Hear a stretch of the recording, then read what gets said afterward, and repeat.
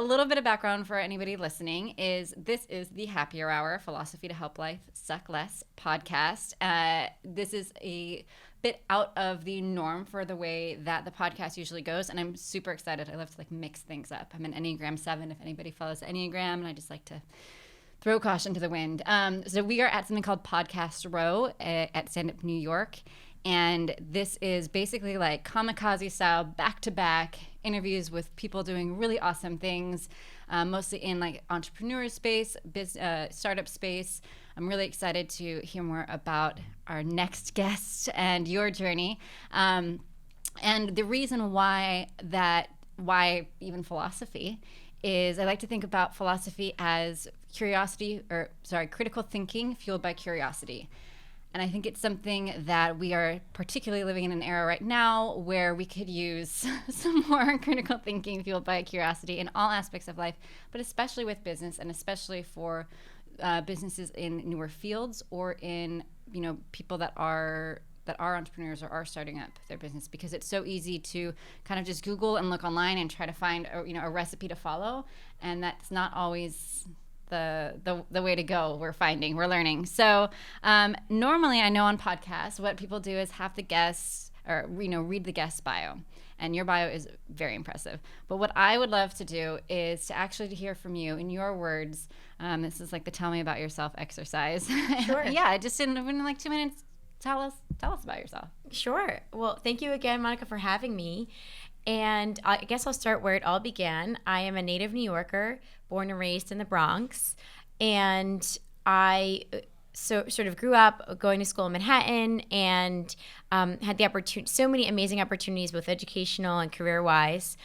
I started my career on Wall Street, worked at some larger companies, including Credit Suisse and BlackRock, and then towards the end of my stint on Wall Street, worked for a small merchant bank where we were investing in companies in sub-Saharan Africa.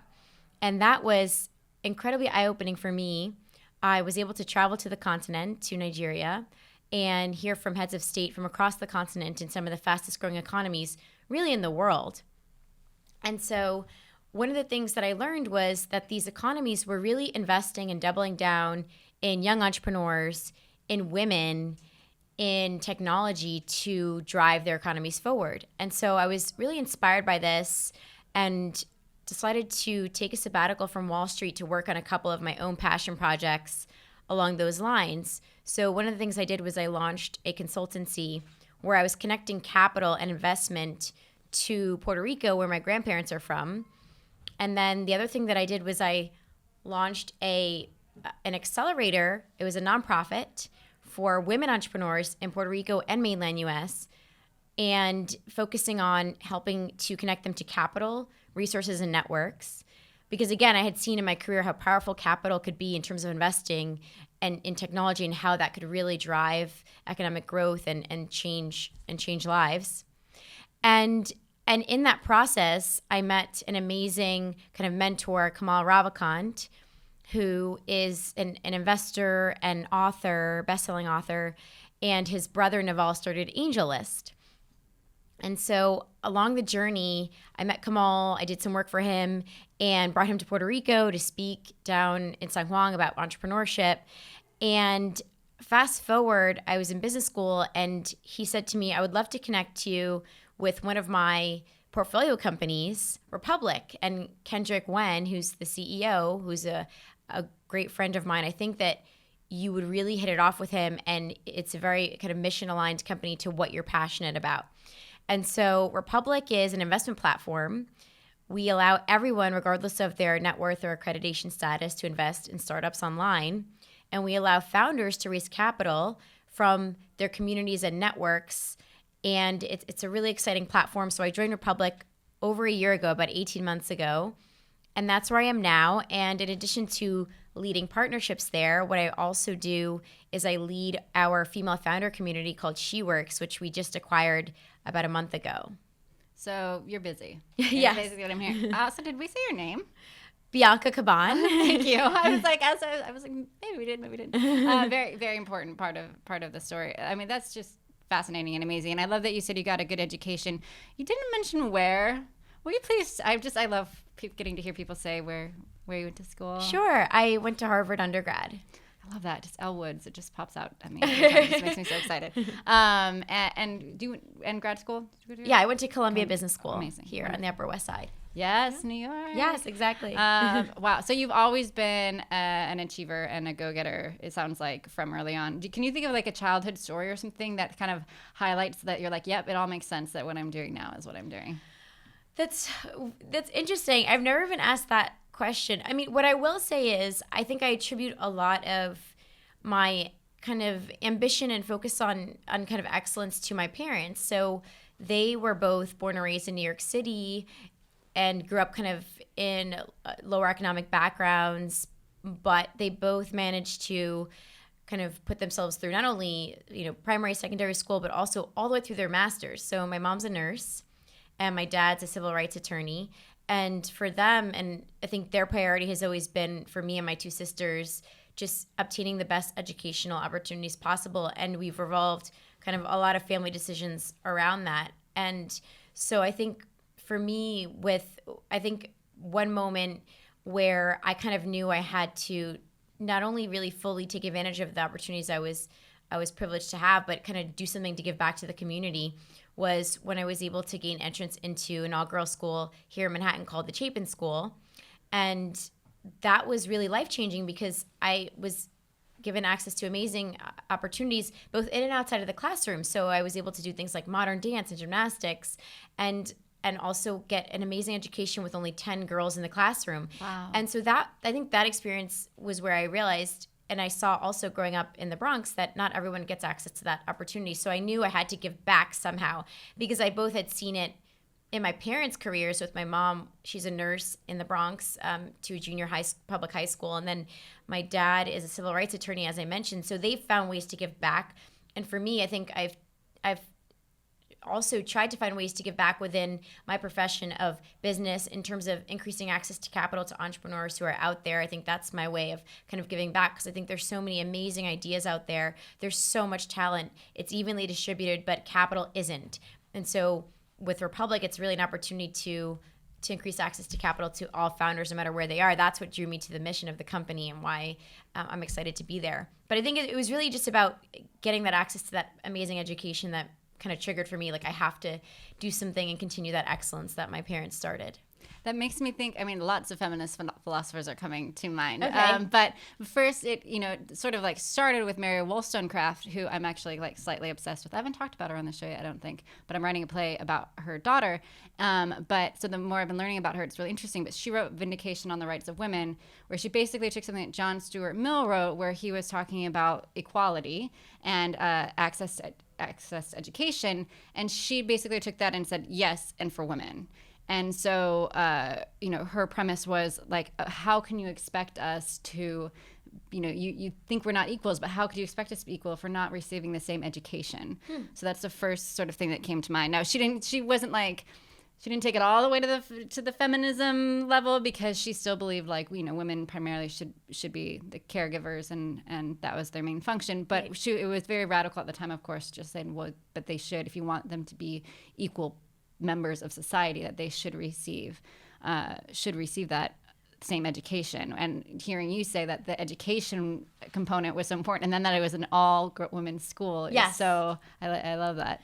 Well, it's interesting because in a lot of ways with taking on the female founder community that I mentioned, She Works, a lot of it is thinking through how do we demystify fundraising, which is been such an opaque process. It happens sort of behind closed doors. It's confusing to founders. How do I access capital? How do I meet these investors?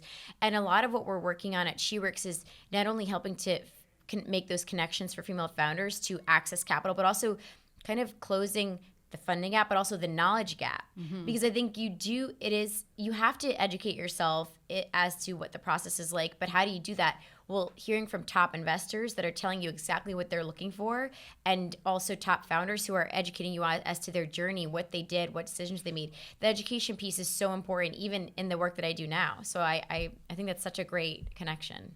Well, and because, it's interesting because the people that you think of as being founders, the people that you tend to think of the sort of like, they're like the big thinkers and maybe they're good at strategy, but those are very different skills than understanding the business elements, and how that works and how to fill out those forms and like the admin of it. I mean, it's just, it makes sense that there's this gap and disparity. I have a lot of friends who work in like nonprofit in the arts, and that's always their biggest struggle is, it's like their heart's in the right place and they're willing to work really hard and they can make the programs happen, but the actual, in order that to get the funding, it's this whole other world. I mean, absolutely anything related to the arts. But then I was thinking about how, so there's the first element, which is education, super important, that people have to have equal access to that.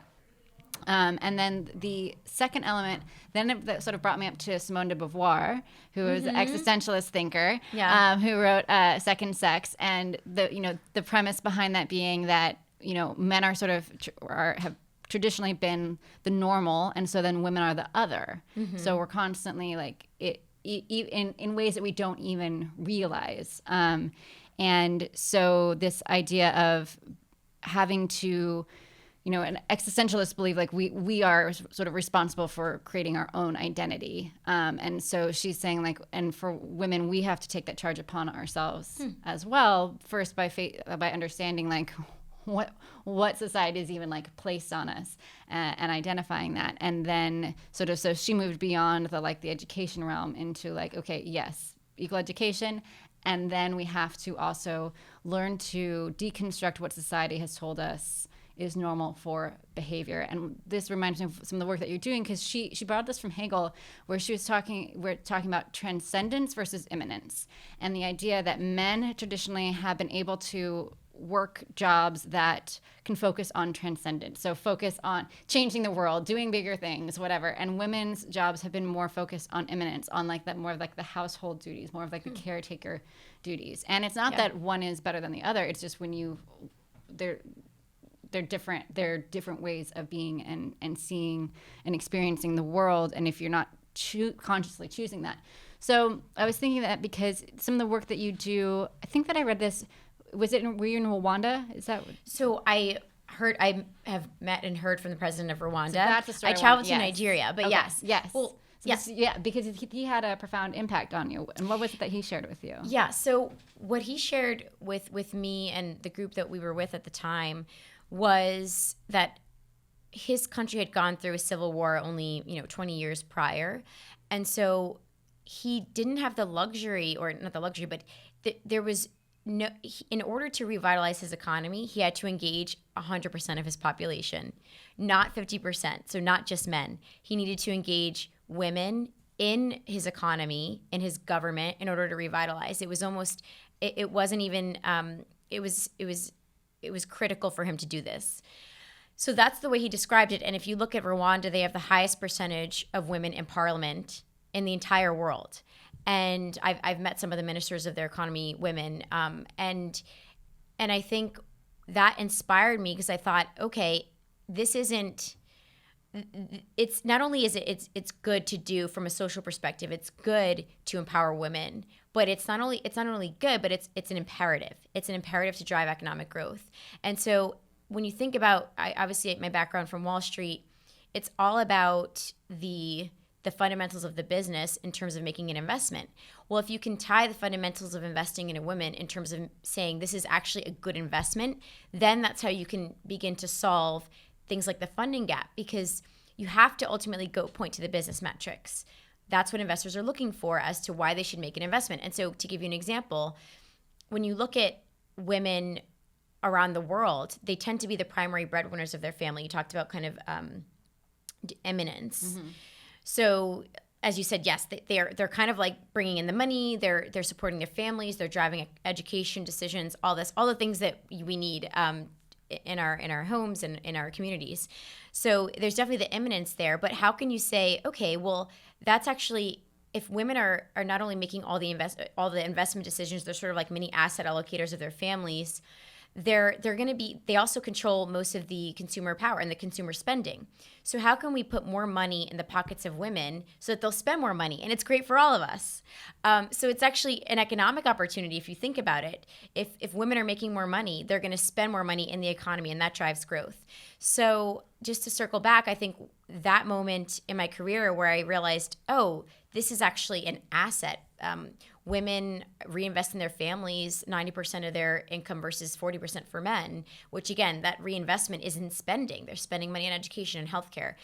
Women have a lower debt default rate on their debt. I think on average, the UN has the stats, but women default around 2% on their debt, whereas for men it's much higher. And so women are good investment opportunities.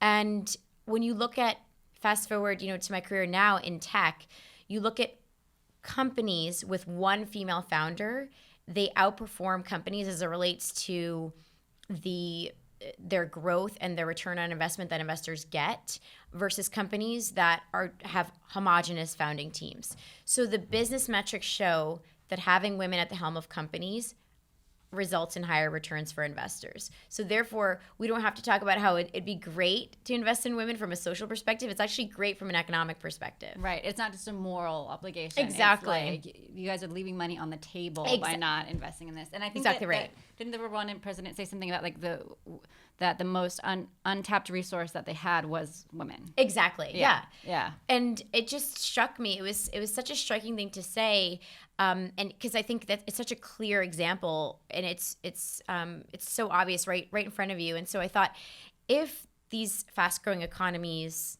in places like sub-Saharan Africa can kind of employ this strategy, why can't we do this back home in the U.S. in places like Detroit or Austin or Nashville, all places I've been that have emerging entrepreneurship ecosystems. I think we have an opportunity to kind of right the industry in terms of, for just to give you the stats, 12% of investment in 2018 went to a company with a female founder in terms of venture capital.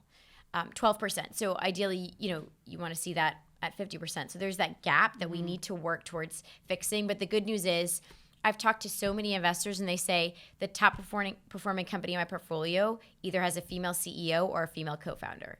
And it's just so interesting to see that, because the kind of proof is in the numbers. Absolutely. Well, and it's interesting because we started with Mary Wollstonecraft and education, and then we had Simone de Beauvoir and sort of identity and autonomy and social roles.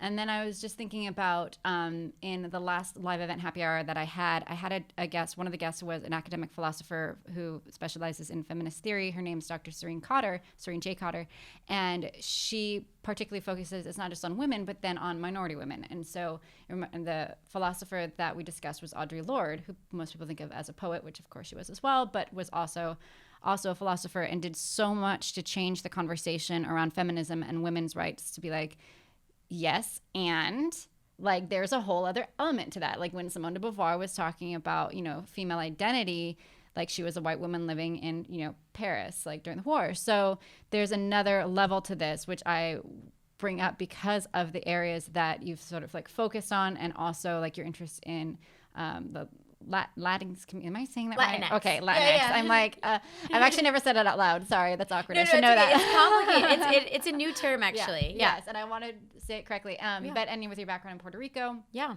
And I was thinking about that because, I was like, are there famous Puerto Rican philosophers? And it's really interesting because, again, this is why it's so important to just keep questioning what we think that we know. And when you think about a lot of traditional Western philosophy, it's from the colonizers, and then the mindset of people growing up in being colonized versus being the sort of like aggressor, say, like all of that affects identity and philosophy and how you view the world and view yourself. And I was just like, oh, that's so interesting. I'm really hopeful that there's some more names that will sort of like come to the ranks from that part of the world, because obviously there have been philosophers, but they haven't been given the limelight that Hegel did.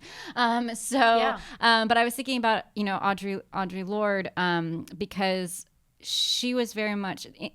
We were discussing humility when I was talking to Serene Cotter, because she was saying, it's not a one size fits all. Not everybody needs to be humble in the same way. Right. And that there are, so I guess that's kind of what I'm trying to say for like feminism and, anything that you're talking about, women's rights and women's equality. There's that. And then there's this other layer, it seems. But I would love to hear your take on that, on maybe stats around like the diversity issues among women? Does it, Yeah. does that, I don't know. Does that seem to like come to play in the work that you do? Yeah. So I think what's interesting is if you look at new business generation in the US, American Express came out with a report recently where it shows that new business creation is being driven by women, and their businesses owned by women have grown over the past 10 years. I forget the exact stats, but I think it's something around 15% versus all other businesses. It's around like 2%. And that growth in terms of new business generation is driven by women of color, so African American women, Asian American women, and Latinx women. And I think, but what's so a lot of that growth in terms of new business has been driven out of necessity, sort of necessity businesses. Obviously coming out of the recession in 2008, a lot of women struggled to, as primary breadwinners of their families, kind of bring money in, and so they resorted to entrepreneurship.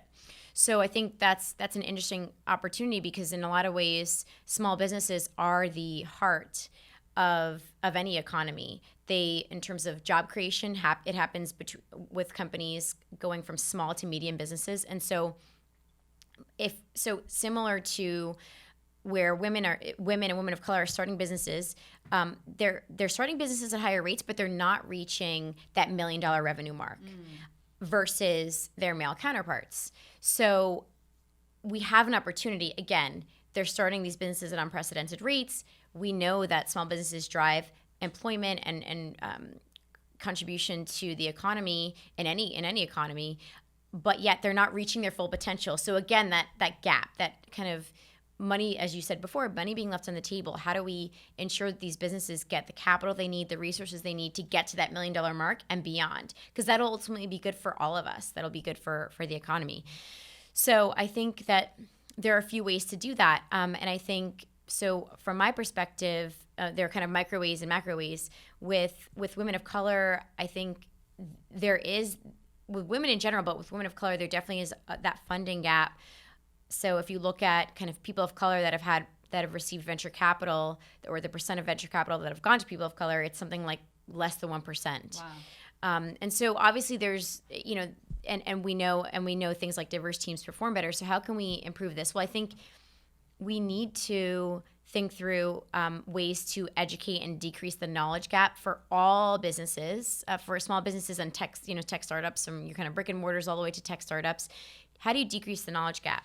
It's things like, amazing conferences that are put on. That I was just down at the National Urban League in Indiana, speaking at a small business conference, talking about.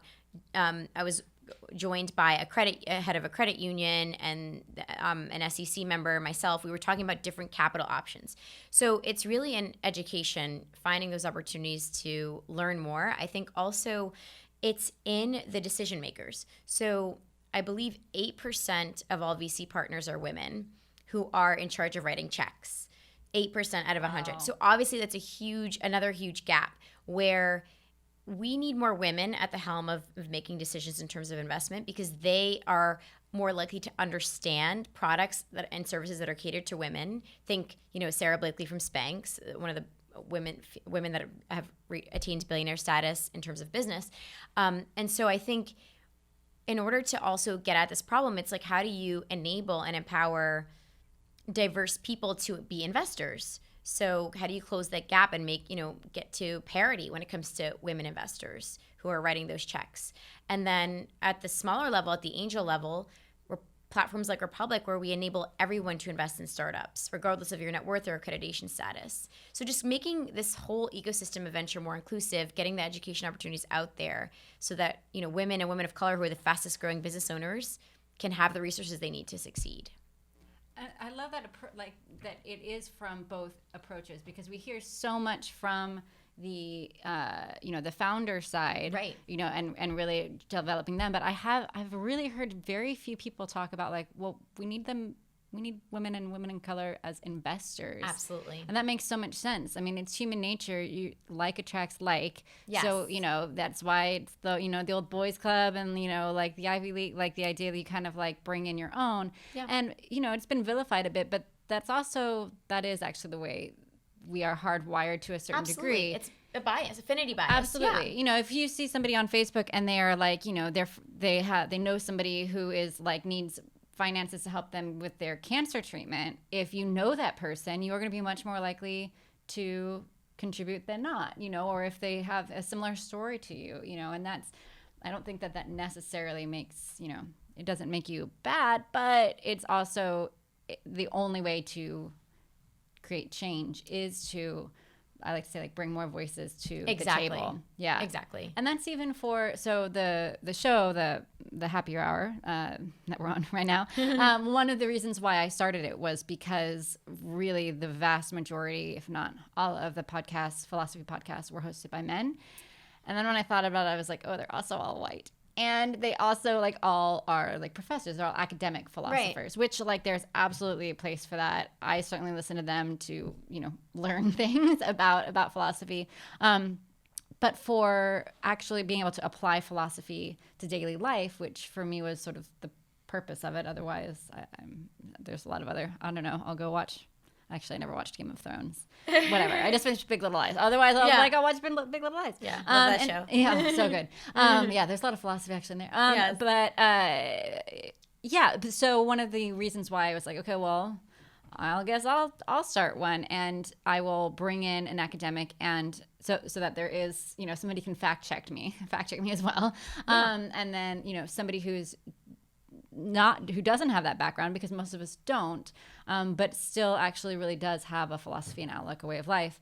But I had some rules, which one of them for the live events was there couldn't be more than one white male guest per show. So because initially I had 3 guests, now that was just too much, but I have 2. So no more than one white male. And most people are very understanding and excited by that, but you know, every once in a while somebody, because there's always a Q&A, gets very offended by it, and I'm like, it's not because I don't like white males, it's because if part of the reason why I created the show is to hear from more diverse voices about these topics, because otherwise we're just hearing the same voices over and over, then what else, that is a step that you take, you know. And it's not like I'm ever like, wow, that professor like would have been so much better if, you know, they had been a white man. Like it's not about that. So, but it's an extra step. I'm not gonna lie, it's extra work on my part to find people, because again, that is the majority, particularly for the professors. It's challenging. And what I discussed the last time was I came to realize for the women, because it was a live event, every single woman that I approached had to get back to me, because they first had to check with their spouse about like childcare or check with their spouse about schedule. Right. Not one male, I don't think, that I ever had on the show, I said, let me just get back to you. I just need to check about childcare or schedule. And I was like, this is so interesting. This is such like a microcosm, right, you know, and we're talking about for like, you know, spending 2 hours together in an afternoon. I can only imagine the cumulative effect of that, of all the opportunities that come their way, you know. Yeah, I think it's a great point. I think what you're talking about is kind of that intentionality to say, I'm going to be intentional about curating more diverse voices on my show. It does take a lot of work, but it's important. And I think the other aspect of, you know, it being more challenging to get women because of their double duties with childcare, I think that's very real. And I think it's as you said, it's a microcosm into, you know, I think the multiple challenges that women face in their careers, juggling so many different things. But I think in some ways, how do we kind of turn that on its head and say, well, that's an asset. Women are amazing multitaskers. Absolutely. Motherhood should be on a resume, should be a resume builder. I'm a mother, because think about all of the daily skills that you're building in being a mother and sort of having to juggle all those things, and how much more productive you're going to be given that you're more busy. So I think I love the intentionality you're bringing to the show, and I understand it is a lot more work. It is, and it's the same, for example, at our Public, where we're trying to build a pipeline of female founders, but it's hard because we know they're out there, but we have to make more effort to get to them. Absolutely. And so you have to just make that choice and say, well, that's the choice I'm going to make, and it's a values thing, it's a mission thing, and kind of stick to it. So that's awesome. I love the connection with your podcast. I think it makes a lot of sense. Well, and I love what you're doing with the communities that you're building, because the other thing that I found was when I would reach out to a woman or a person of color, to be on the show, and they couldn't do it. They always referred me to someone, and it was always a white male. Oh. And I was like, that is so interesting. Like, Yeah. And I was like, thank you so much.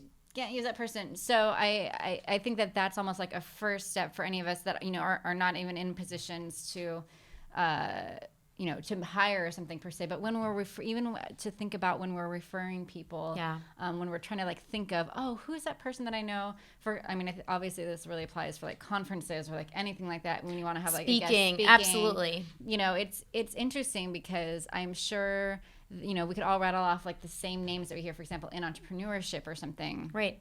And I don't believe that it's because they're so much better than the other people. I know it's not, actually. I know a lot of the backgrounds of some of these popular entrepreneur people. It's just that it's you spread a name enough, and that's what's in people's heads. So it's just adding some more names to the mix, and soon those people will be the ones that you think of. Oh yeah, this person is the go-to for. Absolutely. And I sort of alluded to this, but I think on a micro level, we can all sort of think through how do we build our own personal pipeline, diverse pipeline of speakers, of entrepreneurs that we can refer opportunities to. So along the way, I've been looped into opportunities by women, by men as well, of course.